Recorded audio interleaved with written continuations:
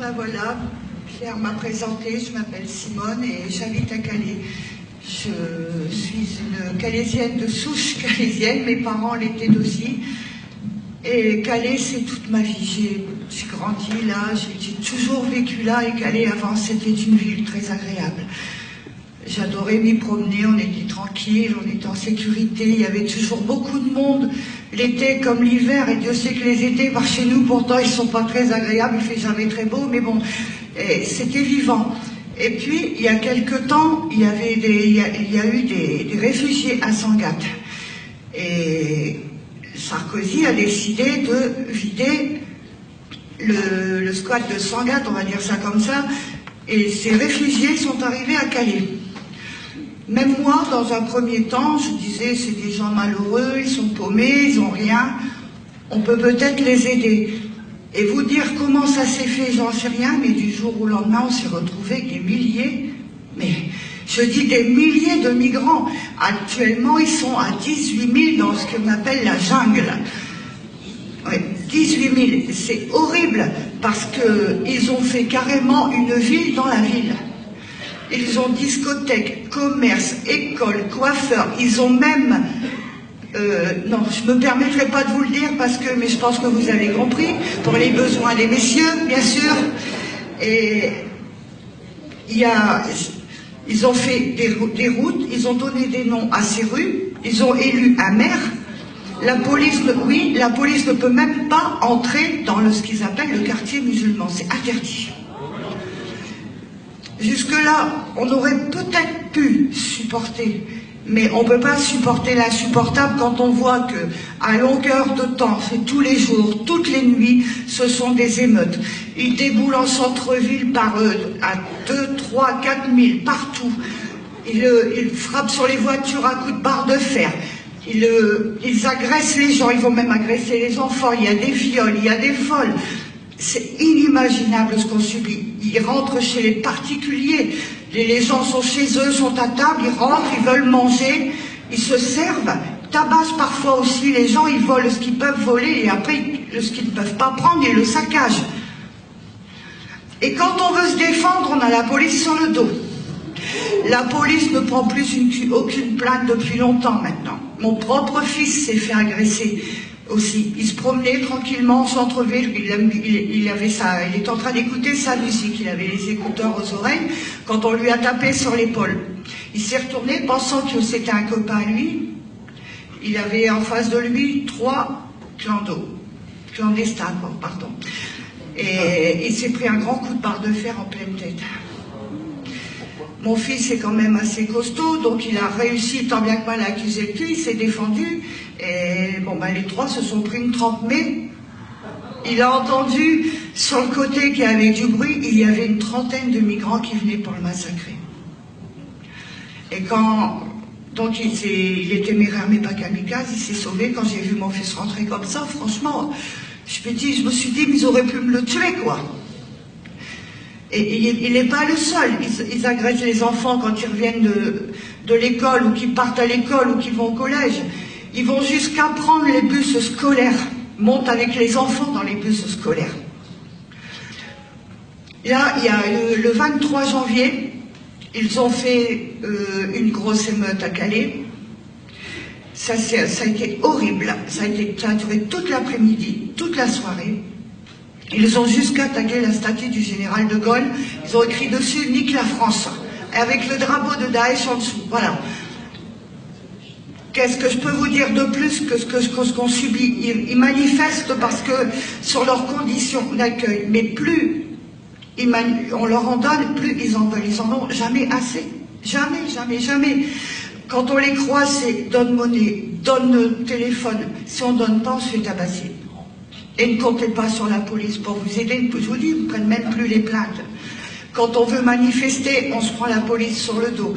Quand on se fait agresser, on va au commissariat de police. Que voulez-vous qu'on vous dise? Ils se ressemblent tous. On ne peut rien faire. Et je ne vous raconte pas de bêtises. Ça, je vous promets. Et moi, personnellement, j'aimais beaucoup avant aller sur ce que j'appelle la tombe de mon fils, c'est à la mer. J'ai perdu mon fils, on a mis ses cendres à la mer parce que c'était son désir, j'ai respecté son vœu. Je disais à mon mari, le soir, emmène-moi sur la tombe de mon fils, j'en ai besoin. Je ne peux plus le faire maintenant, parce que rien que le fait de traverser le centre-ville à Calais, on se met en danger. Le soir comme ça, dès qu'il commence à faire noir, on se met en danger. Je ne peux plus aller là où j'aimais aller pour... Je ne peux plus. C'est pas possible. J'ai peur. J'ai peur. Et on est beaucoup comme ça à Calais. Et ce que je ne comprends pas non plus, ce sont les Calaisiens. Ce sont les Calaisiens. Encore hier, il y a eu une manifestation.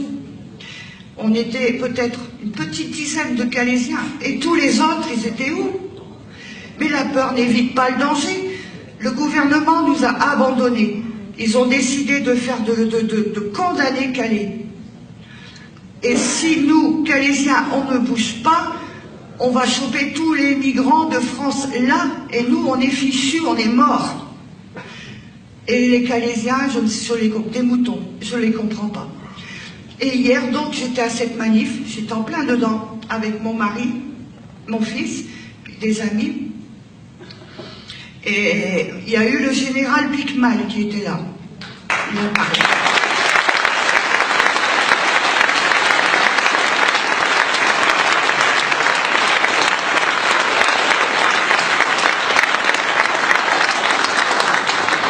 Et ce que j'ai vu hier, je vous cache pas, j'ai pas dormi de la nuit parce que je me suis sans arrêt repassé la scène. Chose que à la télé, à la radio, ils n'ont pas dit, même pas dans les journaux, on l'a vu se faire arrêter, se faire malmener comme une racaille.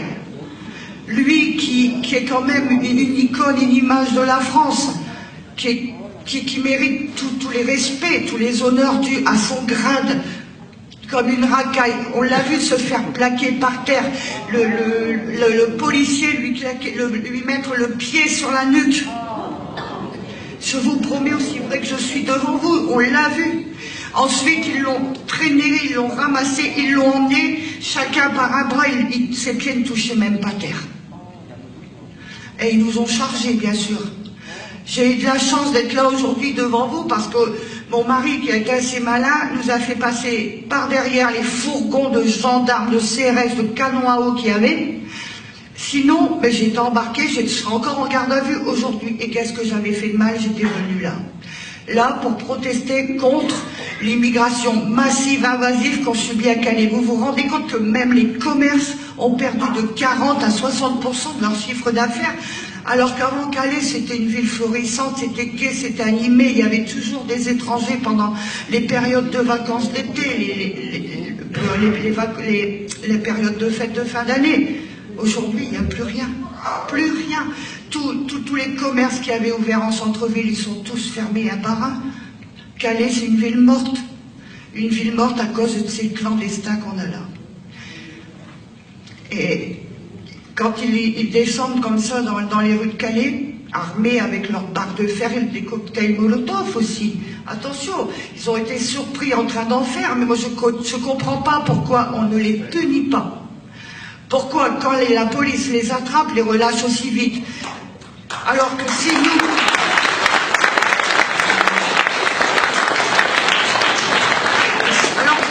nous, en tant que Calaisiens, en tant que Français, on a le malheur de faire un pas de travers, on est tout de suite emmené en garde à vue, on est passé sur le grill, on n'a plus le droit à rien, plus le droit. Et parlons aussi de Madame Bouchard, Natacha Bouchard. Je vais vous dire comment je l'appelle, moi, Madame Bouchard. Je l'appelle la limace. Oui, parce que plus le temps passe, depuis qu'elle est élue maire de Calais, plus elle engraisse. Et franchement, elle ne fait rien pour les habitants de Calais. Elle a eu des aides de je ne sais combien de millions d'euros. C'était pour aider les Calaisiens, pour aider à l'emploi. La première chose qu'elle a fait faire, ce sont les containers pour loger les migrants qu'elle a fait fabriquer en Bretagne et même pas à Calais. Les seuls emplois qu'elle a créés, qu'elle a créé à Calais. Je le sais parce que j'ai un ami qui on lui a proposé 50 emplois en CDI pour aller nettoyer les cochonneries, les migrants à la jungle. Voilà les emplois qu'a proposé Madame Bouchard. C'est pas difficile, moi elle m'a banni de sa page, je peux même plus lui mettre un commentaire d'ailleurs. Elle m'aime pas. Ben c'est réciproque.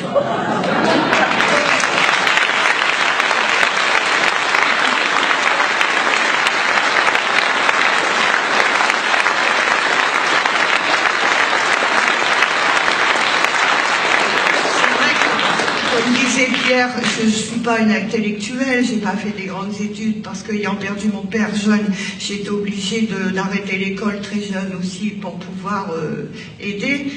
Mais je ne suis pas idiote pour autant.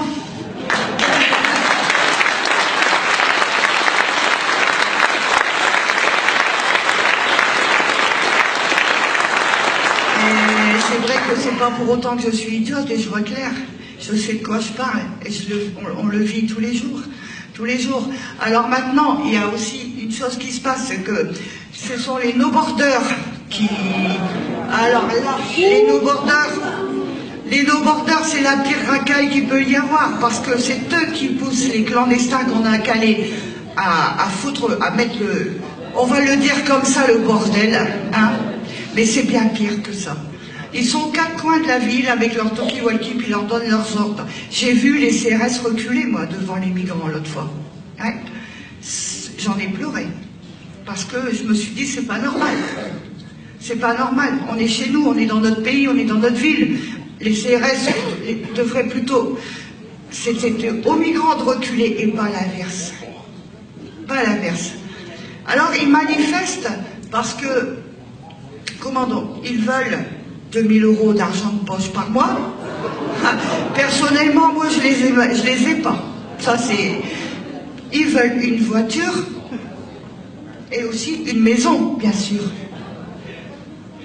Et une maison, parlons-en des maisons. Quand on voit que Madame Bouchard a fait expulser des gens de leur maison de Calais qui étaient auprès de la zone des dunes parce qu'ils étaient... C'était pas vivable pour eux parce que les migrants trop près de chez eux, ils ont subi des agressions, des vols et j'en passe. Elle les a expulsés alors qu'ils payaient leur loyer. Même moi, ma maison, on me chasse de ma maison le mois prochain. On me prend ma maison. Pourtant, on a toujours été honnête. Mais c'est trop long à expliquer. Il y a eu un jugement et on me vend ma maison le mois prochain alors qu'on n'a rien à se reprocher. Vous voyez, chez mon mari qui est malade, qui a un cancer, mais ça fait rien. Les Français, il faut les écraser, il faut les foutre dehors, il faut leur prendre tout ce qu'ils ont pour laisser la place à la racaille qui veulent nous coloniser.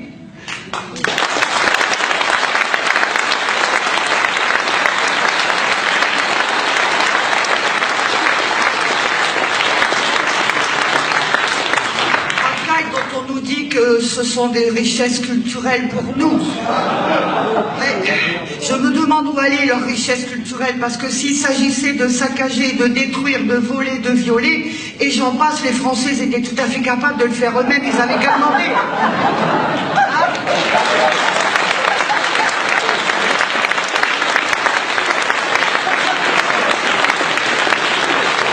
Eh oui, moi je parle avec mon cœur, avec mes mots à moi, et voilà quoi.